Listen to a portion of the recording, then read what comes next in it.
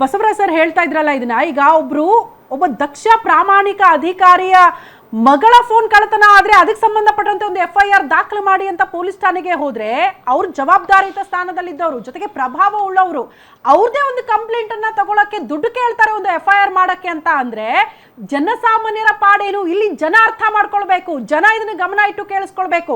ಯಾಕಂದ್ರೆ ಜಸ್ಟ್ ಜನ ಮಾತಾಡ್ತಾ ಇದ್ವಿ, ಅಯ್ಯೋ ಯಾಕೆ ಬಿಡ್ರಿ ಠಾಣೆಗೆ ಹೋಗೋದು, ಅಲ್ದಾಡಿಸ್ತಾರೆ ಕೋರ್ಟು ಕಚೇರಿ ಅಂತ, ಲಕ್ಷ ಲಕ್ಷ ದುಡ್ಡು ಸುರಿಬೇಕು, ಎಲ್ಲದಕ್ಕೂ ದುಡ್ಡು ಕೊಟ್ರೆ ಮಾತ್ರ ಪೊಲೀಸರು ಕೆಲಸ ಮಾಡ್ತಾರೆ ಅಂತ ಜಸ್ಟ್ ಆರೋಪಗಳಿಗೆ ಸೀಮಿತ ಆಗ್ತಾ ಇಲ್ಲ. ಅದು ನಿಜ ಅನ್ನುವಂತ ವಾಸ್ತವತೆಯನ್ನ ಬಸವರಾಜ್ ಸರ್ ಈಗ ವಿವರಣೆ ಕೊಟ್ಟು ಹೇಳ್ತಿದ್ದಾರೆ, ಎಕ್ಸಾಂಪಲ್ ಕೊಟ್ಟು ಹೇಳ್ತಿದ್ದಾರೆ. ಅಧಿಕಾರಿಗಳಿಗೆ ಹಿಂಗಾಗ್ಬಿಟ್ರೆ ಜನಸಾಮಾನ್ಯರ ಪಾಡೇನು? ಇದನ್ನ ಪ್ರಶ್ನೆ ಮಾಡಬೇಕು. ಏನಾಗ್ತಾ ಇದೆ ಪೊಲೀಸ್ ಇಲಾಖೆಯಲ್ಲಿ? ಏನ್ ನಾಚಿಕೆ ಅನ್ಸಲ್ವಾ? ಸರ್ಕಾರ ದುಡ್ಡು ಕೊಡಲ್ವಾ? ಗೃಹ ಇಲಾಖೆ ದುಡ್ಡು ಕೊಡಲ್ವಾ? ಆ ಸಂಬಳ ಸಾಕಾಗಲ್ಲ ಅಂದ್ರೆ ಮನೆಗೆ ಹೋಗಬೇಕು, ಕಷ್ಟಪಟ್ಟು ಕೆಲಸ ಮಾಡಬೇಕು ಅಂತ ಕಷ್ಟಪಟ್ಟು ಓದಿ ಎಕ್ಸಾಮ್ ಅನ್ನ ಪಾಸ್ ಮಾಡಿ ಅದೇ ಹುದ್ದೆ ಬೇಕು ಅಂತ ಕೇಳ್ಕೊಂಡು ಬಂದಿರ್ತೀರಿ. ಆದ್ರೆ ದಕ್ಷ ಪ್ರಾಮಾಣಿಕವಾಗಿ ಜನರ ಪರವಾಗಿ ನಿಂತ್ಕೊಂಡು ಕೆಲಸ ಮಾಡಕ್ ನಿಮ್ಮಿಂದ ಆಗ್ತಾ ಇಲ್ಲ ಅಂತ ಅಂದ್ರೆ ನಿಮ್ಮನ್ನ ನಂಬ್ಕೊಂಡು ಜನಸಾಮಾನ್ಯರು ಏನು ಮಾಡಬೇಕು ಅನ್ನೋದು ನಮ್ಮ ಪ್ರಶ್ನೆ. ರಘು ಸರ್, ಎಕ್ಸಾಕ್ಟ್ಲಿ ಜನ ಇದನ್ನೇ ಪ್ರಶ್ನೆ ಮಾಡ್ತಾರೆ. ಬಸವರಾಜ್ ಸರ್ ಹೇಳ್ತಾ ಇರೋದು, ಒಬ್ಬ ದಕ್ಷ ಪ್ರಾಮಾಣಿಕ ಅಧಿಕಾರಿಗೆ ಹಿಂಗಾಗ್ಬಿಟ್ರೆ ಜನಸಾಮಾನ್ಯರು ಹೋದ್ರೆ ಒಂದು ಕಂಪ್ಲೇಂಟ್ ತಗೊಳ್ತಾರ ಅಂತೀರಾ? ದುಡ್ಡು ಕೊಡ್ಬೇಕು. ಎಷ್ಟೋ ಜನ ಎಷ್ಟೆಷ್ಟೇ ಸಮಸ್ಯೆಗಳಾದ್ರೂ ಕೂಡ ದುಡ್ಡು ಕಳೆದು ಹೋಗಿದ್ರು, ಎಷ್ಟೋ ಕಡೆ ಲೈಂಗಿಕ ಕಿರುಕುಳ ಆಗಿರುತ್ತೆ ಸರ್, ಪೊಲೀಸ್ ಠಾಣೆಗೆ ಹೋಗೋದೇ ಇಲ್ಲ, ದುಡ್ಡು ಕೇಳ್ತಾರೆ ಸರ್, ದುಡ್ಡು ಕೇಳ್ತಾರೆ ಎಲ್ಲದಕ್ಕೂ ಅಂತ. ಎಷ್ಟು ಅಪರಾಧ ಕೃತ್ಯಗಳು ಹಿಂಗೆ ಮರೆಮಾಚಿ ಹೋಗ್ಬಿಡುತ್ತೆ ಅಂತ.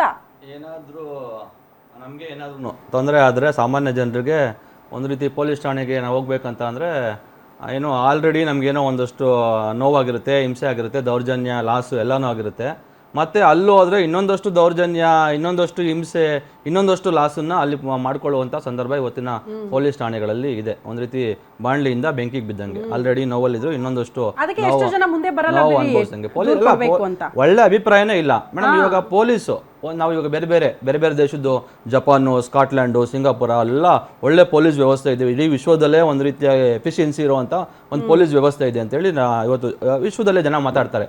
ಯಾಕೆ ಏನು ಪೊಲೀಸು ನಿಜವಾಗ್ಲೂ ಪೊಲೀಸ್ ಕರ್ತವ್ಯಗಳೇನು? ಒಂದು ಶಾಂತಿ ಸುವ್ಯವಸ್ಥೆ ಕಾಪಾಡಬೇಕು, ಅಪರಾಧಿ ಕೃತ್ಯಗಳನ್ನ ಬೆನ್ನತ್ತಿ ಭೇದಿಸಿ ಅವರಿಗೆ ಶಿಕ್ಷೆ ಆಗೋ ರೀತಿಯಲ್ಲಿ ನೋಡ್ಕೋಬೇಕು. ಬಹಳ ಮುಖ್ಯವಾಗಿ ಅವರು ಮನುಷ್ಯರ ಘನತೆ, ಗೌರವ ಮತ್ತು ಮಾನವ ಹಕ್ಕುಗಳನ್ನು ರಕ್ಷಣೆ ಮಾಡಬೇಕು ಜನರಿಗೆ. ಇವೆಲ್ಲ ಮಾಡೋದ್ರ ಮುಖಾಂತರ ಜನರ ವಿಶ್ವಾಸ ಗಳಿಸ್ಕೊಂಡು ಒಂದು ರೀತಿ ಜನಸ್ನೇಹಿ ಪೊಲೀಸರಾಗಿ ವ್ಯವಸ್ಥೆಯಾಗಿ ಇರಬೇಕು.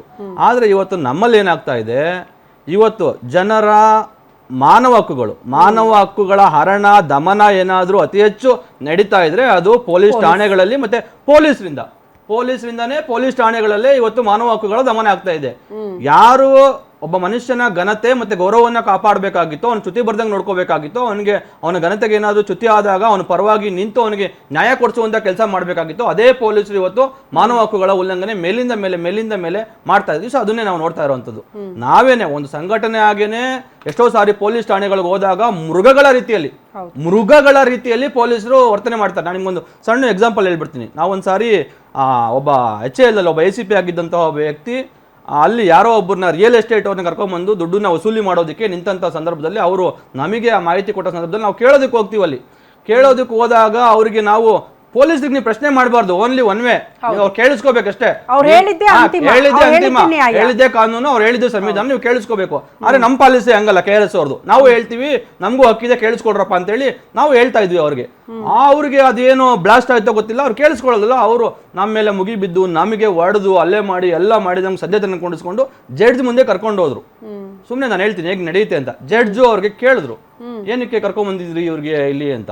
ಯಾವುದೇ ಒಂದು 7 ವರ್ಷಕ್ಕಿಂತ ಕಡಿಮೆ ಸಜೆ ಇರುವಂತ ಪ್ರಕರಣಗಳಲ್ಲಿ ಒಂದು ನೋಟಿಸ್ ಕೊಟ್ಟು ಪ್ರೊಸೀಜರ್ ಮಾಡಿ ಕರ್ಕೊಂಡು ಬರಬೇಕು. ಇವ್ರು ನಮ್ಮನ್ನು ವಾಡ್ದು ದಬ್ಬಳಿಕೆ ಮಾಡಿ ಕರ್ಕೊಂಡು ಹೋಗ್ಬಿಟ್ಟು ಜಡ್ಜ್ ಮುಂದೆ. ಜಡ್ಜ್ ಕೇಳಿದ್ರು ಯಾಕೆ ಕರ್ಕೊಂಡ್ ಬಂದ್ರಿ ಅಂತ. ಇವರು ನಮ್ಮ ಮೇಲೆ ಕರ್ತವ್ಯಕ್ಕೆ ಅಡ್ಡಿಪಡಿಸಿದ್ರು, ಫೋರ್ಸ್ ಇಟ್ಕೊಂಡು ಬಂದ್ರು, ನಮ್ಮ ACPಗೆ ಬಟ್ಟೆ ಎಲ್ಲ ಹರಿದಾಕ್ಬಿಟ್ಟು ACPಗೆ ಹೊಡೆದಾಕ್ಬಿಟ್ರು ಇವರು ಅಂತ ಕೇಳಿದ್ರು. ಆಗ ಎಷ್ಟು ಸೆನ್ಸಿಬಲ್ ಆಗಿರೋ ಜಡ್ಜ್ ಅಂದ್ರೆ, ನಿಮ್ ಡೆಪ್ಯೂಟಿ ಕಮಿಷನರ್ ಎಲ್ಲಿದ್ರು ಅಂತ ಕೇಳಿದ್ರು.